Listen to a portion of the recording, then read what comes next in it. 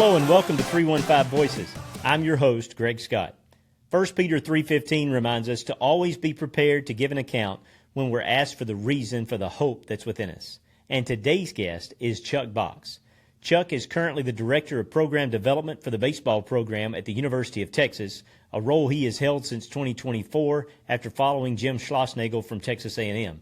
Chuck was a highly successful high school baseball coach in the state of Mississippi, and our conversation today includes some insight on how preparation leads to success, how routine and intentionality has shaped how he helps lead the Longhorn baseball program, and he even talks about his experience with Texas A&M in the national title game in Omaha in 2024. I'm so glad you joined the podcast today. I know you're going to love our conversation with Chuck Box. So just starting out, talk about where you are right now, your career. We'll go through that as we get going today. But right now, you're with Coach Schlossnagle at the University of Texas. Yeah, Greg, first of all, thanks for having me, man. And kudos to you for doing this. Sounds like a great idea, and I think it's something that a lot of people are going to look forward to listening to. So thank you so much for having me. I'm honored to be on here. 5 years ago, or 4.5 years ago, I guess, I was coaching high school baseball in Mississippi at Hart Field, and Coach called me and asked me if I wanted to go to Texas A&M, and I did. Lifelong dream, being able to coach baseball in the Southeastern Conference, and we were at Texas A&M for 3 years, and then we played for a national championship on a Monday night. And by Tuesday afternoon, we went to the University of Texas. And that would be like going from, Vanderbilt to Tennessee, but times 10. And we're starting our second year here at the University of Texas, and very fortunate to be one of the most storied programs in the history of college baseball. So it's a nice place to be. Absolutely. Do you ever look around and go, Coach Garrido used to sit right there? It's really interesting because the office next to mine, I'm in the old part of the facility, and the office next to mine, Coach Garrido's desk is in there. And we feel, I call it the ghost of Augie. We feel it quite a bit. Well, and I have to go into the visiting locker room sometimes where he gave the speech. And when you walk in there, you feel his presence. So, yeah, it's something that you're reminded of here really every day. And I had the pleasure of knowing Coach Garrido, so a little more special to me. But you feel the greatness that's Texas baseball. You feel it every day, and it's one of the cool things about working here. Dream job for any true baseball guy would be coaching players at that level, and every weekend is. I mean, you're coaching professional baseball players. They're just maybe not there yet, but man, it's a big time atmosphere. I know. When did you kind of like the rest of us grew up playing baseball, no doubt, but yeah, it's a God placed passion in your life. And yeah, what about early life and playing baseball? And talk about that a little bit.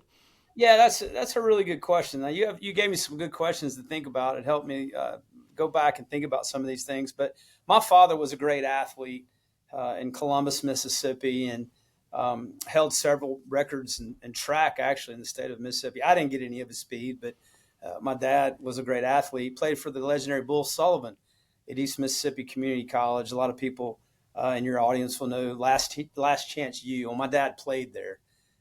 So I think at a very early age, I was just kind of born into an athletic family with my father. My dad was a leader, a youth coach. He didn't actually coach for a living, but I think that's what he always wanted to do. But he was in sales. But I think because of that, I think that's what kind of got me going. And then in high school, I was very fortunate to have really good coaches. Sammy Fletcher was my baseball coach. David Nelson was my football coach. Tim Carter was one of my coaches. And these are men that I aspired to be. And, Greg, as I go back and look, too, growing up, I was surrounded by all these amazing men that were part of my dad's life. A lot of them played at Mississippi State or East Mississippi, and athletics was such a central part of that. But I think you take all that, all those great influences I had, like so many of us, and then it was at the rise of Southeastern Conference baseball, right when it was really starting to get good. And we were growing up 20 miles from Mississippi State and Coach Polk. And so I just think that convergence of all those different things really led me to fall in love with baseball and really know that probably deep down inside, that's what I wanted to do. I wanted to be a coach. And I'm biased, and you are too, but a coach is not just one of those things that go, what could I do? That would be a good idea. There's really a calling to being a coach and to being a part of young men's lives. And you don't realize it when you're young and you're just breaking into coaching as much as over the years, and the longer you stay in it, you see that, don't you? Yeah, I really do. And I don't know, for me, people ask you, was there a moment when you knew it was your calling? And for me, I'm not really sure that I know there was a specific moment where I felt called to coach. I've always been kind of a leader, even when I was a little kid. So I think maybe I've been called to lead a little bit, but I can't think of one specific moment. But when I was a junior at Freed Hardeman, I had gotten hurt my sophomore year, hurt my shoulder, and I wasn't a very good hitter anyway. I kind of saw the writing on the wall, and I knew I wanted to coach. And I had an opportunity to be a student assistant coach. It was one of the greatest things that ever happened to me, and it kind of led me into the path of being a coach. But, I was thinking about this question when you asked it. I don't know if I really understood the calling that it could be really until I got to Hartfield. And that was not very long ago. That was only about, I guess, 10 years ago. Wow, it doesn't seem like it's been that long. But, yeah, about 9 or 10 years ago when I went to Hartfield. And, that place changed me. A lot of people said, hey, man, Hartfield needed you. But I'll tell you this, I needed Hartfield Academy a lot more than it needed me. And I think it was there that I really realized that and truly understood the impact and influence, and maybe this is what I was called to do. So I'm not saying I didn't recognize that earlier in my career, but I really think it really hit me really about 10 years ago when I was at Hartfield and I was around so many spiritual giants, people that I could, okay, that's what it looks like to be a spiritual leader. And I think it really changed me a lot, honestly. And I can kind of parallel your story that, I got out of coaching for a little while and went to school administration. And then when I jumped back in 5-6 years ago, I go, oh, I'm going to be so much better at this. In my head, I knew that. I knew. Yeah. And then I'm apologetic in my mind and my heart to all of those kids that came before. They got the young guy, they got the baseball heavy guy, and the investment very little was on my mind as it was a second. Yeah, and I've told some people. I was 24 when I got my first job. I was a college head coach at the age of 24. You mentioned West Tennessee at Freed Hardeman, and I was crazy, man. I really was, and I didn't know what I was doing. Some people say I still don't, but I wish I could go back and coach a lot of those guys again. Amen. Because one, I'm just older. I'm wiser than I was then. I'm a lot better coach, and I think about that a lot too. I definitely can relate to that for sure, 100%. Side note, you don't know this, and I got to thinking about talking to you, and I knew you were at Freed as a head coach. You were at Freed as a head coach while I was playing at Lambeth, but I signed with Rhodes College out of high school. Yeah. And I had asked our local guy that did our summer umpires, hey man, when I come back home next summer, that'd be a great way to make some money. He said, I'm going to hook you up with an umpires camp. I'm 18 years old. I'm a freshman at Rhodes College. And he sends me to Millington, Tennessee. Yeah, we used to play the tournament over there. Yeah. It was Andy Fletcher. Yeah. Andy was still in the PCL at the time. He's been a Major League umpire now for 20 years. He's in the big leagues. For sure. Oh, he's been a pro for a while. And Andy ran that camp. And the first time I was ever behind the plate ever in my life with any gear on was Freed Hardeman versus I think it was Northeast or someone. I don't remember. I didn't work you over. Did I work you over? Please tell me I didn't. We only got an inning. So I think I think back, I think he knew, okay, I can't. This guy doesn't even belong out here anyway. So I'm just going to get through my inning with him. I took it easy on you. Yeah, I think everybody did that weekend. But anyway, funny. It was on the big field at Millington. That's it was cool, on the big man. USA field. That's now awesome. I've done a ton of games down there and coached some games down there. So anyway, side note, how about that? Talk about your faith story a little bit. My story is kind of boring. I think sometimes we hear these stories of these beautiful stories of people that overcame addiction or are in prison or something like that. Mine's kind of boring. I grew up. My parents were both faithful church members, and I was a kid that went to church 3 times a week. Sunday morning, Sunday night, Wednesday night. Right.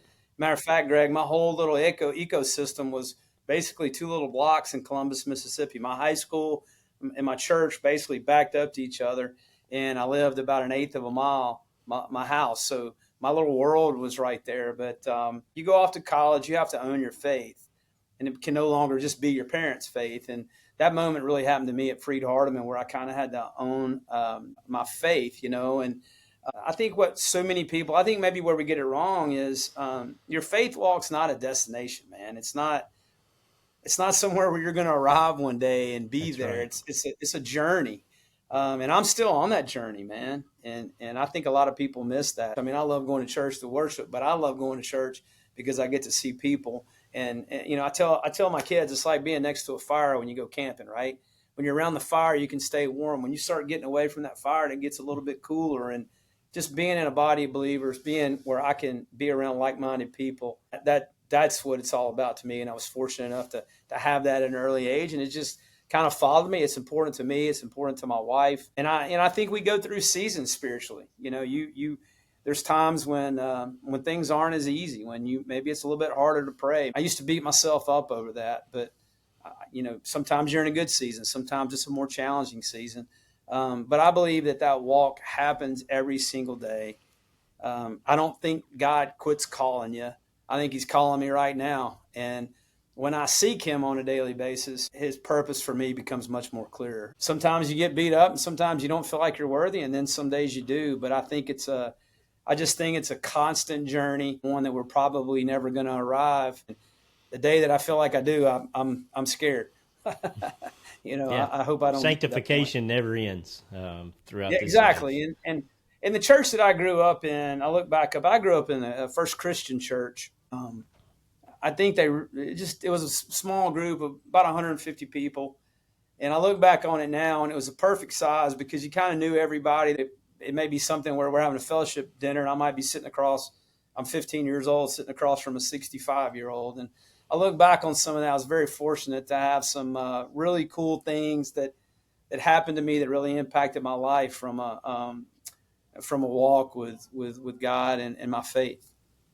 Yeah, and you mentioned there's a great analogy about telling your kids to stay in those little small groups and stay in community and stay in church. Yep. And yep. I remember last spring, Coach, I send out a devotional to baseball coaches with a video once a week, and you text back and forth with me one day on that. Yeah, they were fun to do. But you and I went back and forth one day because you had mentioned, hey, I've got a small group and it's men.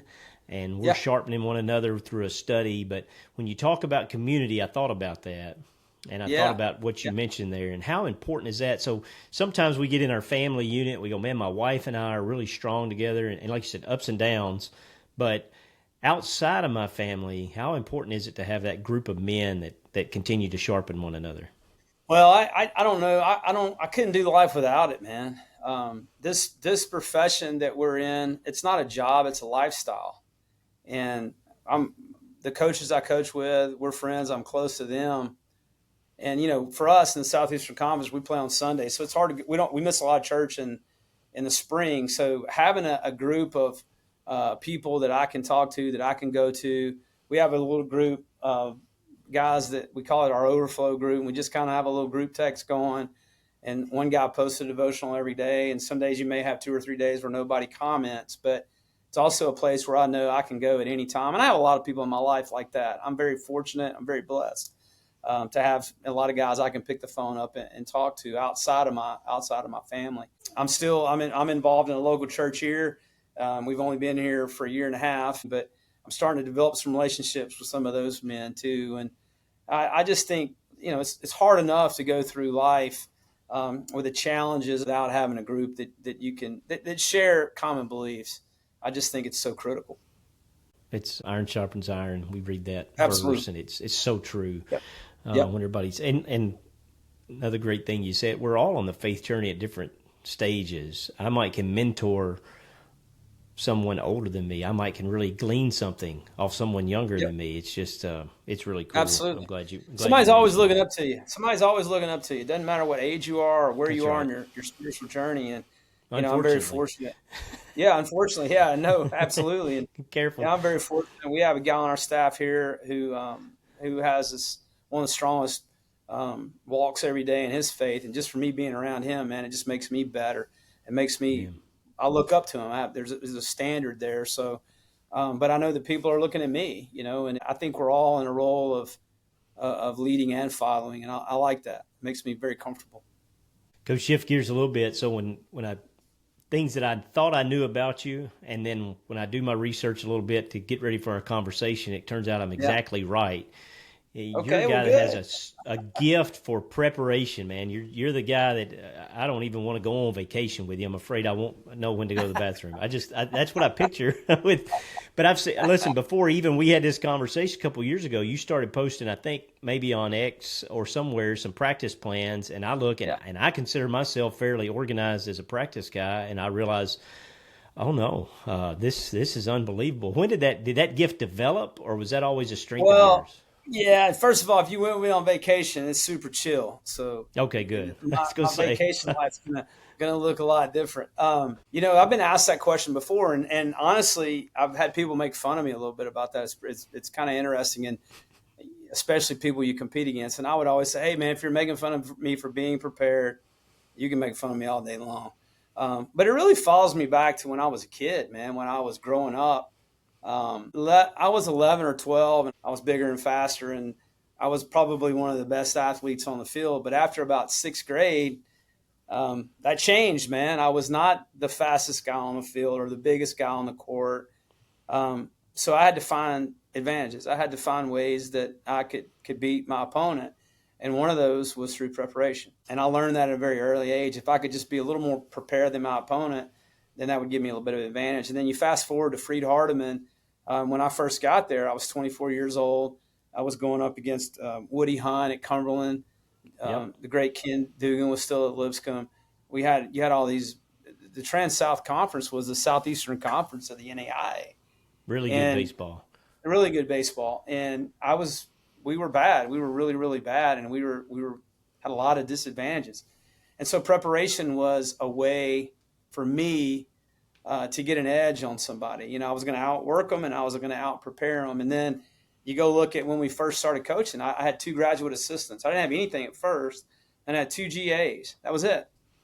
So, Greg, we would have to create practice plans where our junior center fielder could run the drills during positional defense. So it was born out of necessity more than anything. And then once I realized that, hey, man, this works. And then we started getting better players, and our systems got better, and our preparation even got better. And then I realized, wow, if you get really good players and you have a good system and there's good organization, then you can have some special things. And we went from a team that finished last in the league in 1994 in the Trans-South Conference. We won the league in 97. We were ranked as high as 3rd in the country. And I think one of the things that people mistake with organization and preparation is people think of rigidness and being inflexible, but it's actually the opposite. Yeah, it is. When I spend a lot of time sharpening the saw and I spend a lot of time preparing, one, it allows me to spend more time coaching and developing players. And the other thing you can do when you're super prepared is I think you can adapt and adjust more quickly. And so that's just been something that has followed me, but it was born out of necessity, 100%. I realized the effect that it could have. And then when you start putting good players with it, that's when you have the special teams. And also my brain just thinks like that. I'm a systems guy. My brain is organized. And the other thing that I really encourage coaches to do, and I don't understand why they don't do it more, is write stuff down, man. Like put stuff in writing and develop a system and develop your philosophies and what is your identity. I'm amazed when coaches don't do that, quite frankly. But anyway, that's something that's kind of dear to my heart. But I'll promise you, if we went to Hawaii this summer and we had an itinerary where we needed to be, but those days aren't scheduled out, and every day's not like that for me. Okay, I just trying to picture. No. I don't like scheduled bathroom breaks, so I didn't know. No. We wouldn't do that. I promise, we wouldn't do that. And you talk about sharpening the saw. It reminds me of that old Abraham Lincoln quote. And I'm going to mess up the time in it, but if I had an hour to chop down a tree, I'm going to spend 50 minutes sharpening my axe. 100%. And I'm a huge believer in that. 100%. Yep. How does that bleed? So let's bridge it a little bit. How does that bleed into you're talking about your faith journey? How do you see the more prepared I am for getting in a worship mindset? How prepared I am for setting aside a time of devotion for myself? All of a sudden it Yeah. frees me up to really experience that at a high level. Well, that's been a journey for me. There's been some seasons in my life when I was good at it. There's been seasons when quite frankly, I've stunk at it. There's been seasons when I've maybe hid from God a little bit. What I do right now, I have a thing that I do, and I've been pretty faithful to it. I don't miss many days. I hardly ever miss a day, never miss two. But I call it my plus one. So what I do now is I have a little journal. At some point in the morning, usually it's the first thing that I do. Get my workout in. A lot of times I pray. I have a little. I wear a rosary. That I have a little thing that I do when I pray. I don't know if you've ever heard of the 5-finger prayer thing, but I'll wrap it around my thumb, and I'm praying for my family. The pointer finger is leadership and leaders in our life, guys who are in leadership positions. I'll pray for them. The middle finger, ironically, is our country, and sometimes that's hard to pray for because I don't always know what to pray for. But I do have some friends who are in political positions. I'll pray for them. The little finger is for people on the margins, people who are hurting, and then your pinky finger is yourself. And so a lot of times when I walk, that's when I'll pray. I'll pray for people, and I might text you and say, "Hey, man, I lift you up in prayer today." That's been a great time for me while I'm walking, and I have a journal, and I'll write down 3 things I'm grateful for. I've been doing the one word thing every year now for about 4 years. I'll write that down. A couple other things I'll write down. And then I'll read about 8 or 9 different little devotionals. I get Clint Hurl's daily devotional. Yeah. I started getting one called Better Man. A friend of mine named Chuck Morris recommended it to me. I'll have about 7 or 8 different quick little devotionals. And then I have Google alerts for about 25 different people that I like to follow. A lot of them are coaches or leaders. And there's one goal I have every day, one goal, and I call it my plus one. I want to get one thing every day, just one thing. And man, the compound effect of that is remarkable. Let me tell you what I did last year. I sat down with my little book. Matter of fact, this is it right here. I'll show it to you. I got it right here. Here's my little deal. And I sat down with it, and I just compiled all of my plus ones from that year. And it was about 18 pages. It was unbelievable. Oh, wow. And I made a copy of it, had it in a little leather binder, and I sent it to my 3 children and my daughter and son-in-law as a little Christmas present. But again, I'm not saying that to boast or anything. I'm just saying the compound effect of all those little plus ones is amazing. And, if you sit down at the beginning every day and you think about what you're grateful for, you write down 3 things you're grateful for. I write down 3 words. I only want to say something today that's necessary, kind, or true. So I'll write necessary, kind, true. Some days that's hard for me. The second thing I write is never be overheard complaining, which is another thing that I fight with. And then I write be where my feet are. And then my 2 purposes for living every day are to be an encourager and help people become the best version of themselves. So I write that down every single day. And then I go through my little devotional. Man, when you start a day off like that, it just makes things so much better. When you write down the things you're grateful for, Greg, it's really hard to walk out of this room and have a bad attitude with somebody. So that's kind of where I'm at now. I've been doing that now probably for about 2 years. I'll fill up a journal and I'll start another one. I don't like to miss it. I feel like I miss it. I didn't get my plus one today. I want to get my plus one today. Yeah, you're sharpening the axe every day, just in your own life. Every day, and that's every day, and it's intentional. So I want to go completely to baseball right now. So I want to know, take me through your mind on the steps of the dugout on that Monday night 2 years ago. Do you just look around and think, I'm asleep? I got to be asleep. I'm in the plus one winner take all game, Tennessee and Texas A&M, and I got a uniform on, and I'm invested. And these are my dudes, and this is, take me through that. Maybe early in life, super consumed about the level where you coach, but as I've gotten older, I don't really care as much about that. Is it cool being, the University of Texas? Absolutely. Is it cool coaching in the big leagues of college baseball? Absolutely. But I don't really look at it like that, But we had been in Omaha for 2 weeks, and it's a special place. I did take a moment to walk out the outfield, and I called my dad, which was pretty cool. My dad passed away in November, and so that was neat. I talked to him pretty much every day, and I knew he would really enjoy that. So I FaceTimed him there. But, yeah, I think all the time, though, about all the amazing experiences I've had, the coaches I've had the opportunity to coach with, the wonderful people that I've worked with over the years. And most importantly, man, just so grateful for the players. And so, yeah, there were a lot of moments. We were there for 2 weeks.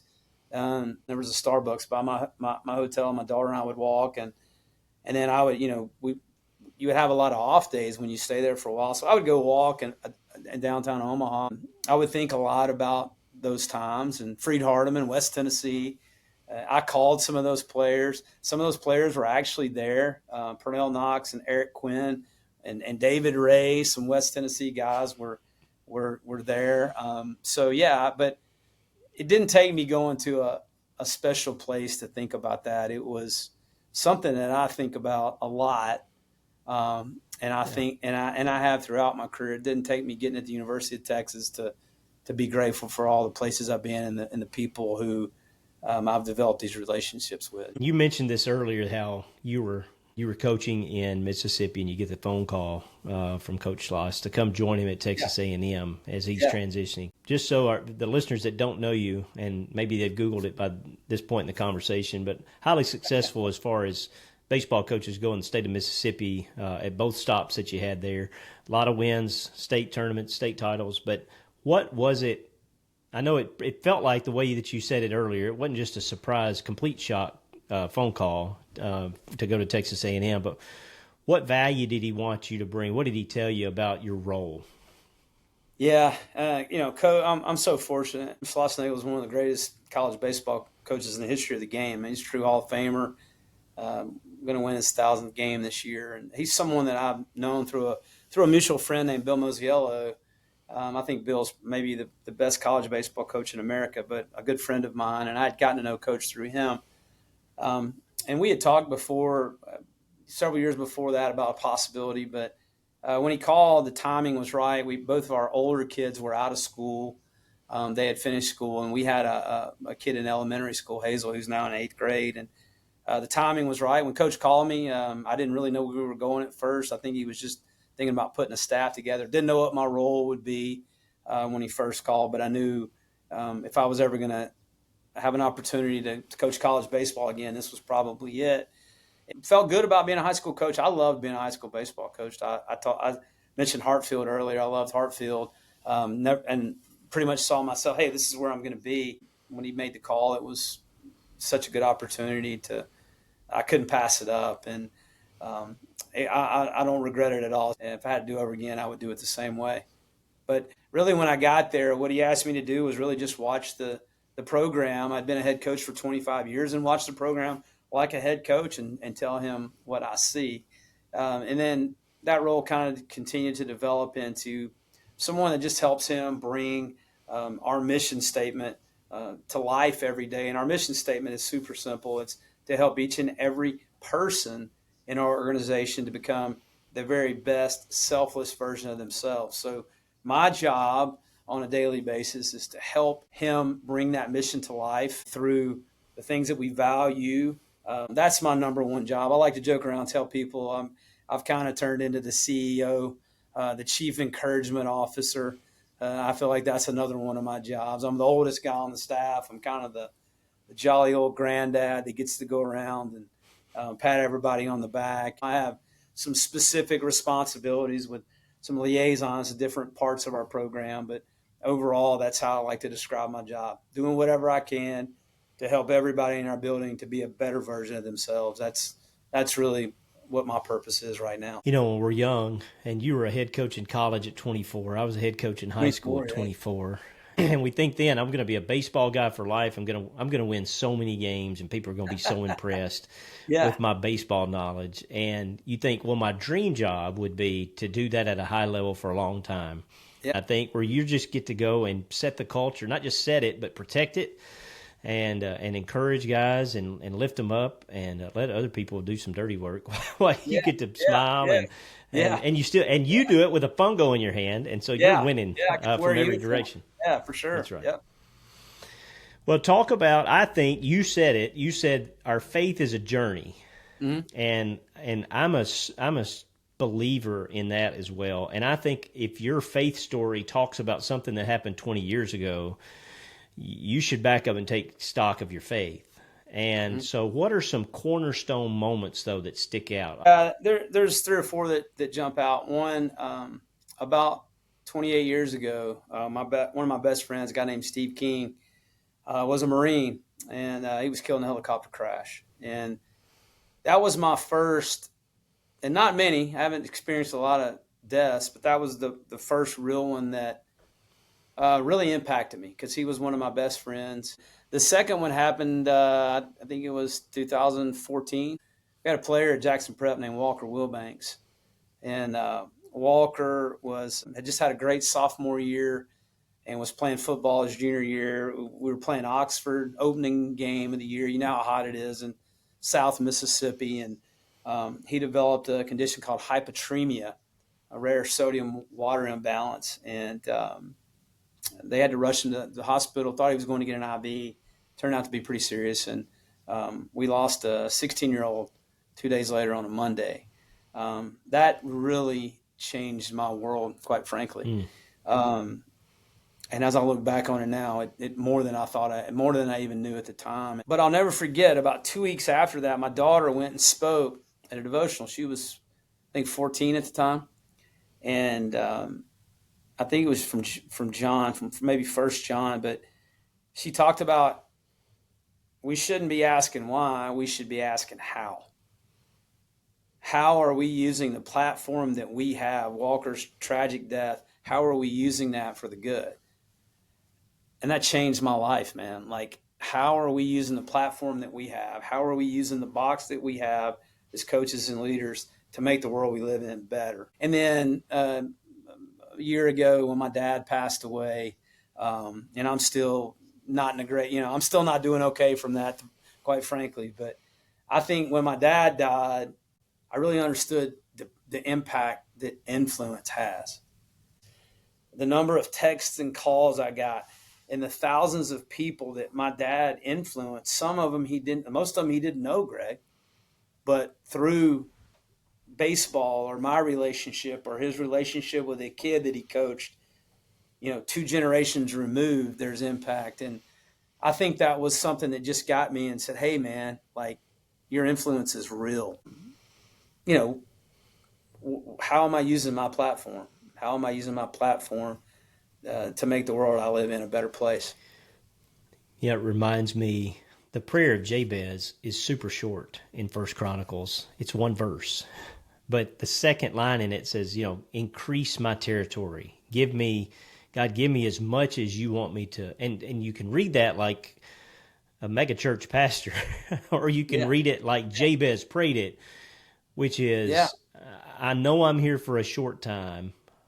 I know that this life is David at one point called it a shadow. But while I'm here, let me do as much as I can for as many as I can. And you change, your word for the year is influence because of that. I think. Matter of fact, I got it, right here, man. It's on my desk. I got this. This was a picture of my dad's funeral somebody took, and I just put it in there. That's, that's my little reminder that every day. My dad had kidney failure, and he was doing dialysis 3 days a week for the last 2 years of his life, and it was not a great quality of life. But that 2 years or so he lived, he got to see 2 more grandkids get married, which is awesome. But he shows up at my daughter's wedding, right? Has dialysis in Columbus, Mississippi on a Friday morning. They drive to Nashville, right? We have the wedding, and my dad gets up at this wedding. It's the most legendary thing I've ever seen. He has this box, and it says The Bug. And back in the 50s, there was this little band that would come around to Columbus, Mississippi, and they would open up this box, and they would act like this bug got on them, right? They would throw the bug around, and you would do a dance called The Bug.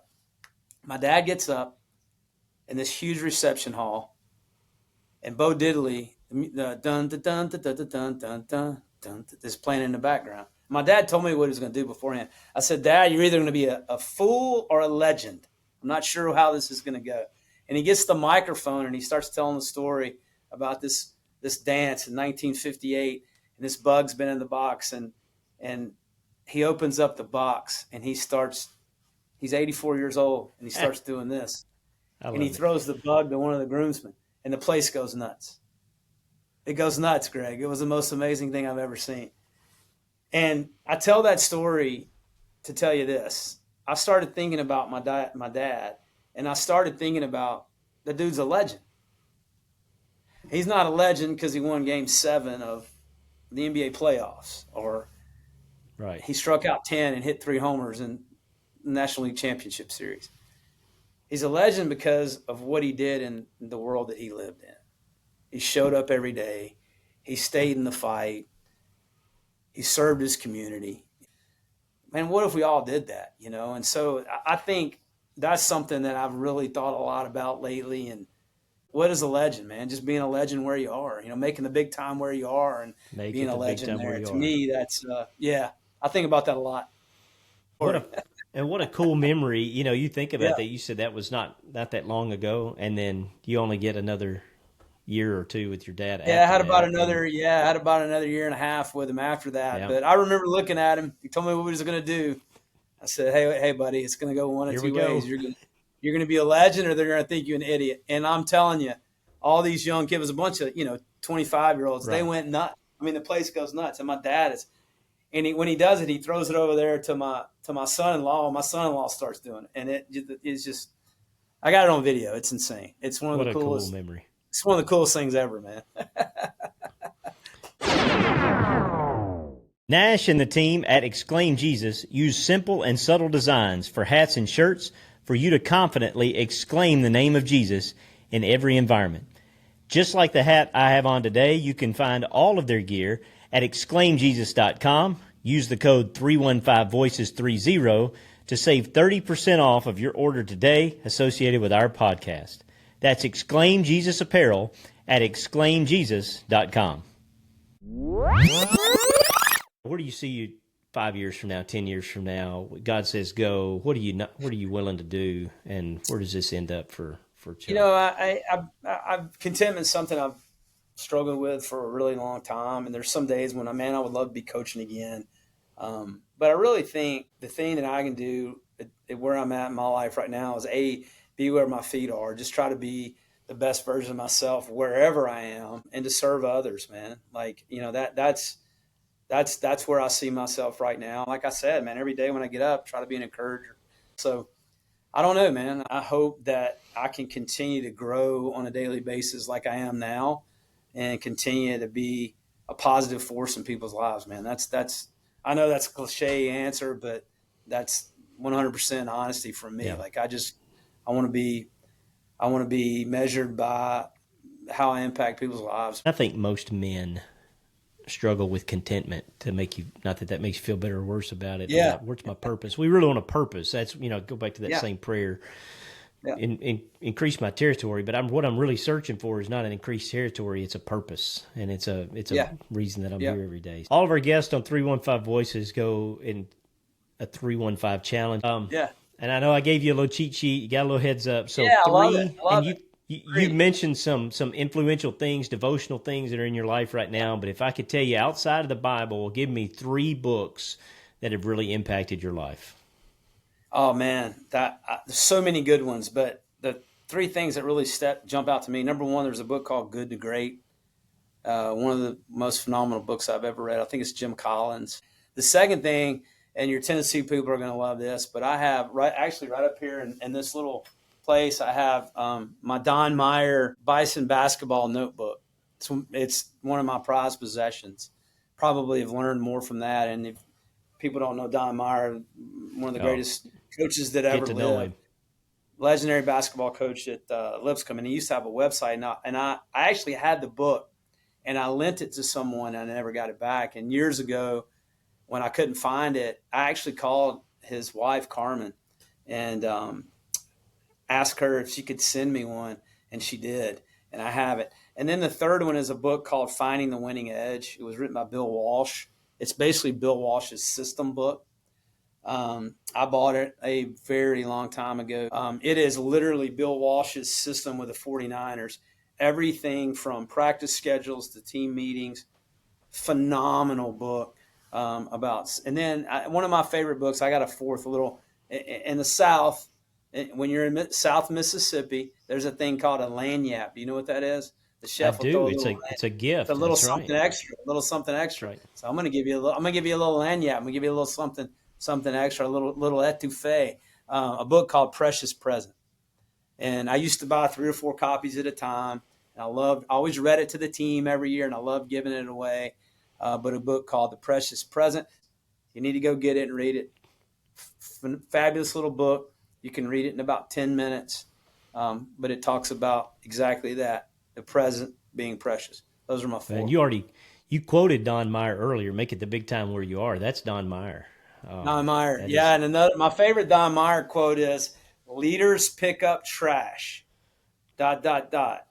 It keeps the leader humble and the parking lot clean. Love that quote. My favorite Don yep, Meyer it's great quote. stuff. I would like some bonus points from a West Tennessee guy knowing what a lanyap is. By the way, Come on. um, Not many people in West Tennessee know that, man. I like it. I want Let's go. I want a little bit. So Come the on, one let's in the go. 315 challenge, and All you're right. going to have to really think on this because you've got an extensive network. Who is the one most famous person in your phone that if you called or text them within a reasonable amount of time, they're gonna hit you back, Well, or they're gonna pick up? for me, that would be really easy. Probably Troy Tulowitzki. I think Tulo's probably, the only reason I don't have a lot of famous people's numbers in my phone, but Tulo's one of on our baseball staff. He's our infield coach and our hitting coach, and I have his number. And obviously one of the best players of his generation. He's actually on the Hall of Fame ballot. One of the greatest shortstops in the history of baseball. I would do anything in the world for any of us, but Tulo probably the most famous person's number I have. I don't have a lot of famous people's numbers. I've been on the staff with him for a year and a half. I've learned, like I kid people, coming to work here is like getting your doctorate degree every day. These coaches that I have the opportunity to be around every day are 1%. But yeah, Tulo's probably I the got most. it. I don't have Yeah. too many, Hey, not too many and famous people. Todd Holden, maybe. I don't know. Todd Maybe Holden Todd is. Holden. I was wondering Nyland. if you were Yeah. going to go there. Well, you've already mentioned Eric Quinn. You're going to make the West Tennessee coaching circuit Yeah. Let's here go. shortly. Let's go. Now, the 5 in the challenge is the hardest to me because I'm telling you, you got 5 minutes and you can sit down with anybody throughout all of history, and you're going to say 5 minutes. No, give me a day, give me whatever. But just for the 5, who would you Yeah. choose to sit down with and just have a conversation with, even if it That's extended beyond the 5? that's such a cool question. My dad.